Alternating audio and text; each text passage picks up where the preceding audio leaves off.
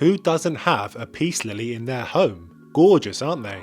I sure do. In fact, this is the first plant me and Mrs. Sheffield bought together all those many moons ago. It might surprise you to learn though that they are also toxic. Yes, accidentally mixing this guy up with your spinach will leave you with mouth ulcers, sickness and difficulty swallowing. Not pleasant. And this is just one of many plants you should avoid including as part of your lunch and dinner that I'll share with you in this very video. There's one plant in particular that you'll want to avoid including in your packed lunch because it may end up giving you a heart attack, so make sure you stay tuned for that. And this isn't a science show, so I'll keep it Sheffield made plants and not Sheffield made particle science, okay? Very catchy. Peace lilies then, what's the deal? I'll try to not bore you with all the science in this video, but peace lilies contain insoluble calcium oxalates. Yeah, I have no idea either. But basically, they are toxic to both humans and pets if munched on. If your cat, dog or little rascal with a 3-year-old boy has a nibble, then you can expect nasty things like mouth ulcers, sickness and a hard time swallowing. This is made all the more troubling because of how tasty these guys look, especially when in full bloom. I best keep Sheffield Jr. and Princess Sheffield well away. And me. I've actually got 2 of these guys on my floor under my fireplace mantle, which is the perfect height for a little inquisitive mind to come along and have a nibble. And he does, believe me. You know, I caught him underneath the dining table one evening munching on a whole block of Parmesan cheese. I couldn't believe my eyes. Anyway, again, like the peace lily, we're talking calcium oxalate crystals and all the joy that those apparently bring. Dieffenbachia, by the way, otherwise known as the dumb cane plant. Why is it called that? If you know, then please enlighten me. The fact that these come with lovely variegated leaves that are almost good enough to eat, even for a grown adult, doesn't help. Keep them away from children and pets, my plant friend. Now, I've not got one of these plants, and to be honest, I'm a little relieved. Although they look absolutely stunning in a pretty porcelain pot, they come with a big warning, especially to pets. The plant contains psychocin. That sounds a little too close to cyanide for my liking. Be careful, my green pal, because this plant can leave you with serious gut problems if you catch my drift, and in some cases even seizures and liver failure. We're talking about the sago palm. If you have a dog, then I really would avoid this plant because it's particularly dangerous for them, with the symptoms often coming on super quick and leading to serious problems if not treated properly. Aloe vera. You might be thinking this stuff is plant magic, right? Well, yes and no.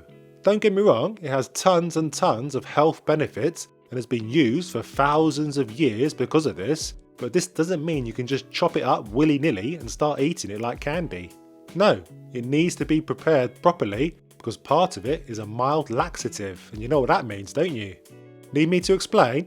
Well, basically, I'll save us all the pain.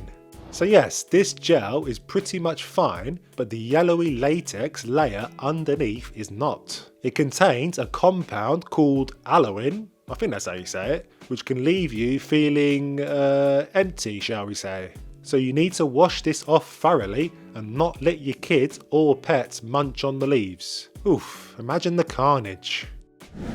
Have you ever pruned back a rubber plant, or Ficus elastica to give it its fancy name, and ended up drowning in all that white sticky sap that ends up going all over your house? It's really not pleasant, is it? This stuff is pretty darn toxic.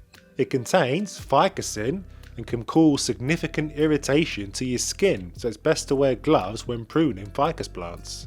Yeah, do as I say, not as I do. But it's not just an irritant for your skin. It's best not to eat the stuff, not that you would anyway, because you might turn into an elastic band. Not really. Upset stomach is the thing to look out for. Nothing fatal, but unpleasant nonetheless. Even the humble mother-in-law tongue plant can't be sliced and diced and enjoyed as part of your favourite soup. It's funny that this plant is called that, isn't it? I wonder why. Anyway, don't do it, my plant friend. I said don't! Do you want to spend the next 48 hours in the bathroom? No, you don't, so leave it alone. Jokes aside, the toxicity of this guy is fairly mild, but unpleasant either way. I'll be keeping Sheffield Jr. away for sure. This guy became one of the main plot twists in probably my favourite TV show of all time, Breaking Bad. Don't worry, there'll be no spoilers here.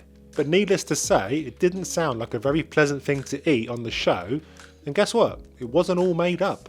Lily of the Valley is highly toxic, containing cardiac glycosides.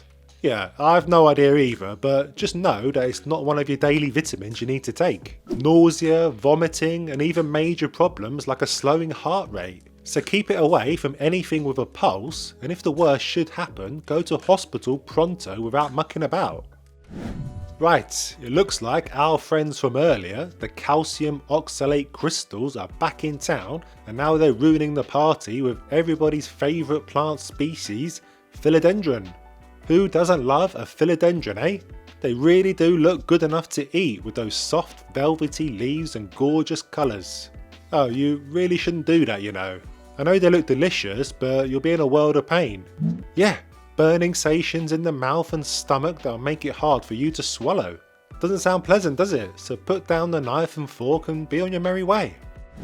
Ah, now we come to Sheffield Jr.'s absolute favourite plant. Not to look at, mind you, no, to eat. Seriously, look at the damage he's caused to the leaves of this guy. The little terror was caught in the act numerous times, nibbling on a leaf while watching repeats of Bluey, endlessly. Thankfully, he seems to have a stomach of iron just like his mother, but I've warned him and touch wood he's not gone back in for seconds. Or made that 6s and 7s. I'm talking about Pothos of course, and in particular the Devil's Ivy. The clue's in the name, I guess. Keep little uns and pets away, my plant friend. It's got those calcium oxalate crystal thingy-majigs in them again. Here's one that is not so dear to my heart because it's absolutely all over my garden, so I guess it makes it extra dangerous for cars of Sheffield. And to be honest, I hate this plant. I've no idea why you'd want it in your home. It's probably because I can't tame the beast in my garden and I'm scared it will do the same in my house. Tough titty. This is English ivy, a very popular plant both inside and outside for some reason. Well, maybe if I spread the word about how deadly it is, people will stop buying it and then people will stop growing it. Triterpenoid saponinus, or something like that anyway. Deadly stuff and particularly hazardous because of how attractive the vines are. Convinced you? Oh, okay. Well, it's toxic but not a killer. Just means the toilet bowl will be your kid or your pet's best friend. What, it's possible, isn't it? What's this? Are you joking? I've just started upping my game with this plant and filling my home with them because I like a challenge, and now you're telling me I can't leave Sheffield Jr. alone with them. Gutted.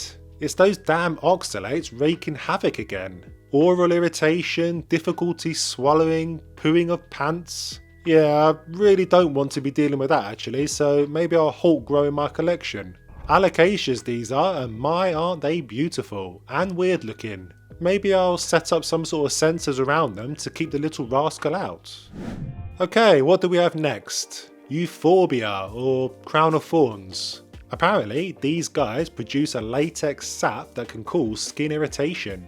Eating the sap, as if you would, can also make you sick. Hang on. Who in their right mind is going to come along to a plant that looks like this and start munching on the flesh? It doesn't look particularly appetising, does it? The clue is in the name, thorns. If Sheffield Jr. started munching on one of these, I think I'd admire his perseverance more than anything. But seriously, don't let anyone do it. Right, let's rattle off a couple more before we get to the big boy and the one you really should avoid.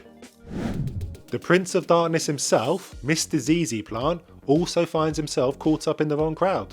The usual things apply with him because he contains those calcium oxalate crystals which, as we know, can cause stomach upset and oral irritation if nibbled on. It is pretty mild but well worth avoiding anyway. And don't think those things in the soil are potatoes ready to be eaten. They're giant rhizomes and probably not pleasant. Look at these guys. Gorgeous little things, and you can see why a little rascal, human or otherwise, would be tempted to take a bite. Now, cyclamen plants contain cyclamine, which can be highly toxic. You've got all the usual symptoms that keep you in the bathroom, but in severe cases it can even be fatal. Gosh, not to be messed with then, and best avoided in both the house and the garden. Right, you see these guys all over the garden centres as winter rolls in and folks look for a bit of colour to brighten things up, but apparently they're harmful if nibbled on, so you've been warned, my plant friend. Kalanchoe plants contain bufadenoides, which is a bit of a mouthful but also toxic.